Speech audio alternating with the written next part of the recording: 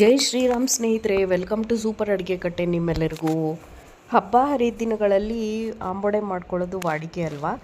ಅದೇ ಈರುಳ್ಳಿ ಬೆಳ್ಳುಳ್ಳಿ ಹಾಕದೆ ಹೇಗೆ ರುಚಿಕರವಾಗಿ ಗರಿಗರಿಯಾಗಿ ಆಂಬೊಡೆ ಮಾಡ್ಕೋಬೋದು ಅಂತ ಸ್ವಲ್ಪ ಟಿಪ್ಸ್ ಹೇಳ್ತಾ ಇದ್ದೀನಿ ಇವತ್ತು. ಸೊ ನಾವು ಯೂಶಲಿ ಆಂಬೊಡೆ ಮಾಡ್ಕೊಂಡಾಗ ಸ್ವಲ್ಪ ಹೊತ್ತಾದಮೇಲೆ ಸಾಫ್ಟ್ ಆಗಿಬಿಡುತ್ತೆ. ಆದರೆ ಗರಿಗರಿಯಾಗಿ ಹಾಗೇ ಉಳ್ಕೊಳ್ಳೋ ಹಾಗೆ ಏನೇನು ಮಾಡಬೇಕು ಅಂತ ನೋಡ್ಕೊಂಬಿಡೋಣ ಇವತ್ತು. ಭಟ್ರ ಶೈಲಿಯಲ್ಲಿ ಅಡುಗೆಯವರು ಮಾಡುವಂಥ ಆಂಬೊಡೆ ಶೈಲಿ ಇದು. ಸೊ ಬನ್ನಿ ನೋಡ್ಕೊಂಬಿಡೋಣ ಸ್ನೇಹಿತರೆ ಹೇಗೆ ಮಾಡೋದು ಅಂತ. ಅದಕ್ಕೆ ಮುಂಚೆ ಚಾನಲ್ನ ಸಬ್ಸ್ಕ್ರೈಬ್ ಮಾಡ್ಕೊಳ್ದೆ ನೀವು ವಿಡಿಯೋಗಳನ್ನ ನೋಡ್ತಾಯಿದ್ರೆ ದಯವಿಟ್ಟು ಚಾನಲ್ ಸಬ್ಸ್ಕ್ರೈಬ್ ಮಾಡಿಕೊಂಡು ನೋಡೋದ್ರಿಂದ ಎಲ್ಲ ನನ್ನ ರೆಸಿಪಿಗಳು ನಿಮ್ಮನ್ನ ತಟ್ಟಂತ ತಲುಪುತ್ತೆ ಅಂತ ಹೇಳ್ತಾ, ರುಚಿಕರವಾದ ಚಟ್ಟಾಂಬೊಡೆನ ಹೇಗೆ ಮಾಡೋದು, ಬಿಸಿ ಬಿಸಿ ಅನ್ನ ಹುಳಿ ಅಥವಾ ಚಿತ್ರಾನ್ನದ ಜೊತೆ ನೆಂಚ್ಕೊಳ್ಳೋಕ್ಕೂ ತುಂಬಾ ಚೆನ್ನಾಗಿರುತ್ತೆ.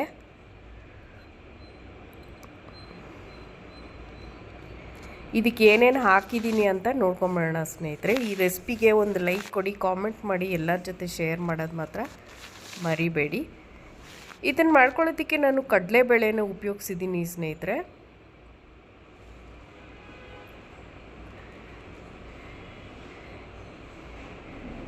ಕಡಲೆಬೇಳೆಯಲ್ಲಿ ಪೌಷ್ಟಿಕಾಂಶನೂ ಜಾಸ್ತಿ ಇರುತ್ತೆ, ಪ್ರೋಟೀನ್ ಅಂಶ ಜಾಸ್ತಿ ಇರುತ್ತೆ. ನಾನು ಒಂದು ಅರ್ಧ ಪಾವು ಕಡಲೆಬೇಳೆನ ಉಪಯೋಗಿಸಿದ್ದೀನಿ. ಕಡಲೆಬೇಳೆನ ನಾನು ಹಿಂದಿನ ರಾತ್ರಿನೇ ನೆನೆಸಿ ಇಟ್ಕೊಂಡ್ಬಿಟ್ಟಿದ್ದೆ. ಹೀಗೆ ಮಾಡೋದ್ರಿಂದ ಬೆಳಗ್ಗೆ ರೆಡಿ ಇರುತ್ತೆ ಮಾಡ್ಕೊಳ್ಳೋದಕ್ಕೆ. ಕಡಲೆಬೇಳೆ ಒಂದು ಪಾವು ನೆನೆಸಿರೋ ಅಂಥದ್ದು, ಒಣ ಕೊಬ್ಬರಿನ ಉಪಯೋಗಿಸಿದ್ದೀನಿ, ಮತ್ತು ಹಸಿಮೆಣಸಿನ್ಕಾಯಿ 2, ಗುಂಟೂರು ಬ್ಯಾಡಗಿ ಮೆಣಸಿನ್ಕಾಯಿ 5. ಸೊ ಹಸಿಮೆಣಸಿನ್ಕಾಯಿ, ಕೆಂಪು ಮೆಣಸಿನ್ಕಾಯಿ 2 ಹಾಕ್ಕೊಂಡಿದ್ದೀನಿ. ಕೊಬ್ಬರಿ ಹಾಕ್ಕೊಳ್ಳೋದ್ರಿಂದ ರುಚಿ ಜಾಸ್ತಿ ಇರುತ್ತೆ. ಇದು ಮೂರನ್ನು ನಾನು ಮಿಕ್ಸಿ ಜಾರ್ಗೆ ಹಾಕ್ಕೊಂಡು ತರ್ತರಿಯಾಗಿ ರುಬ್ಕೊಂಡ್ಬಿಡ್ತೀನಿ. ನೀರು ಹಾಕ್ಕೊಳ್ಳದೆ ರುಬ್ಬಬೇಕು ನೀವು. ಇದ್ರ ಜೊತೆಗೆ ಸ್ವಲ್ಪ ಶುಂಠಿನೂ ಸೇರಿಸ್ಕೊಳ್ತಾ ಇದ್ದೀನಿ. ನೋಡಿ, ಈ ಹದಕ್ಕೆ ರುಬ್ಕೋಬೇಕು, ನೀರು ಹಾಕ್ಕೋಬೇಡಿ. ಈಗ ಒಂದು ಬೌಲ್ಗೆ ಹಾಕ್ಕೊಂಡಿದ್ದೀನಿ ರುಬ್ಬಿರೋ ಅಂಥ ಕಡಲೆಬೇಳೆ ಮಿಶ್ರಣನ. ಇದಕ್ಕೆ ಕಟ್ ಮಾಡ್ಕೊಂಡಿರೋ ಪುದೀನ ಮತ್ತು ಸಬ್ಸಿಗೆ ಸೊಪ್ಪು ಎರಡನ್ನೂ ಹಾಕ್ಕೊಂಡು ಉಪ್ಪನ್ನ ಹಾಕ್ಕೊಂಡು ಕಲಿಸ್ಕೊತಾ ಇದ್ದೀನಿ. ಇಂಗನ್ನು ಈಗ ಸೇರಿಸ್ಕೊಳ್ಳಿ. ನಾನು ಇದಕ್ಕೆ ನೋಡಿ ಎಣ್ಣೆ ಸಾಸಿವೆ ಒಗ್ಗರಣೆ ಕೂಡ ಹಾಕ್ಕೊಂಡಿದ್ದೀನಿ. ಇದರಿಂದ ಆಂಬೊಡೆ ಗರ್ಗರಿಯಾಗಿ ಬರುತ್ತೆ ಸ್ನೇಹಿತರೆ, ಲಾಂಗ್ ಲಾಸ್ಟಿಂಗಾಗಿ ಕ್ರಿಸ್ಪಿಯಾಗಿ ಇರುತ್ತೆ.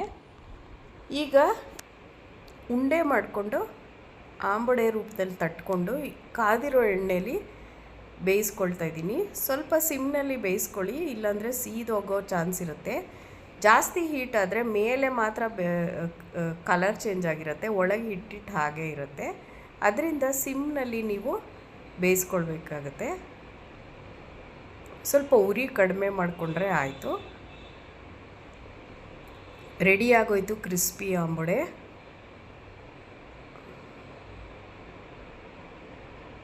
ಎರಡನೇ ಒಬ್ಬೆ ರೆಡಿ ಆಗ್ತಾಯಿದೆ.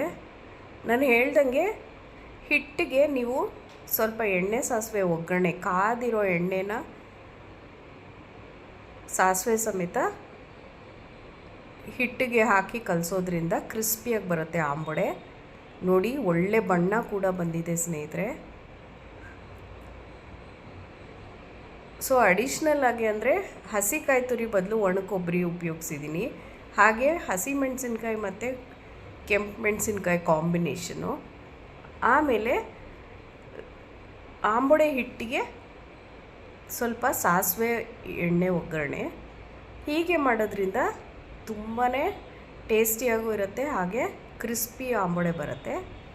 ಖಂಡಿತ ಟ್ರೈ ಮಾಡ್ತೀರಾ ಅಂದ್ಕೊಳ್ತೀನಿ. ಲೈಕ್ ಮಾಡಿ, ಶೇರ್ ಮಾಡಿ, ಕಾಮೆಂಟ್ ಮಾಡಿ ಸ್ನೇಹಿತರೆ. ಬಾಯ್ ಫಾರ್ ನಾವ್.